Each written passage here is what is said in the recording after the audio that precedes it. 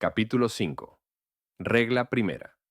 Como ya hemos indicado, los escritores de las Sagradas Escrituras escribieron con el objeto de hacerse comprender. Por consiguiente, usaron palabras conocidas en el sentido que generalmente tenían. Averiguar y determinar cuál es ese sentido usual y ordinario debe ser, por tanto, el primer cuidado en la interpretación o recta comprensión de las Escrituras. Es preciso recordar que en tal averiguación, además del auxilio divino, existen modos de proceder que no debe ignorar ningún lector de la Biblia. Siempre es necesario tener en cuenta el principio fundamental. La Biblia debe ser su propio intérprete, de donde se deducen otras pautas de interpretación. La primera de estas pautas establece que, en cuanto sea posible, se deben tomar las palabras en su sentido usual y ordinario. Esta es una regla sumamente natural y sencilla, pero de gran importancia. Ignorándola o violándola, en muchas partes, la escritura no tendría más sentido que el que se le quiera atribuir. Por ejemplo, algunos han interpretado que las ovejas y los bueyes mencionados en el Salmo 8 eran creyentes, mientras que las aves y los peces eran incrédulos.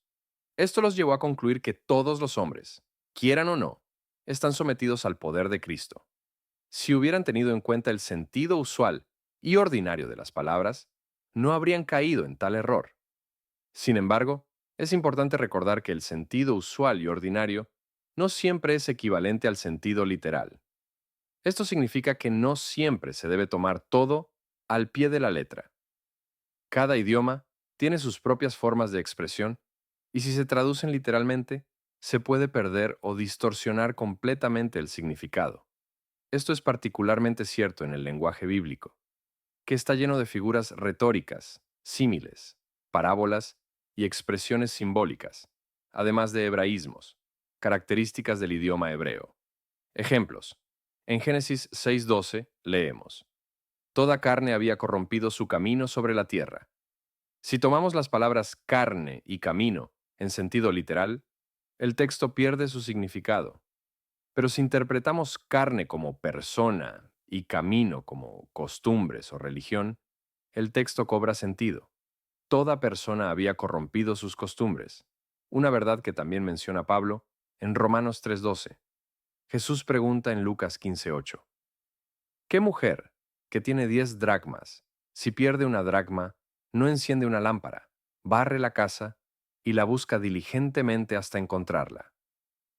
Tomado literalmente, este pasaje es solo una pregunta interesante, pero al saber que es una parábola, se interpreta que la mujer representa a Cristo y la moneda perdida al hombre perdido en el pecado. En Lucas 1:69, Zacarías profetiza que Dios nos alzó un cuerno de salvación en la casa de David. Si tomamos las palabras cuerno y casa en sentido literal, no entenderemos el texto. Sin embargo, al saber que cuerno simboliza fuerza o poder y casa se refiere a la descendencia, el significado se aclara. Dios levantó en Cristo un gran poder de salvación entre los descendientes de David. En Lucas 14:26, Jesús dice: Si alguno viene a mí y no aborrece a su padre y madre, no puede ser mi discípulo. Literalmente, esto contradice el precepto de amar incluso a los enemigos.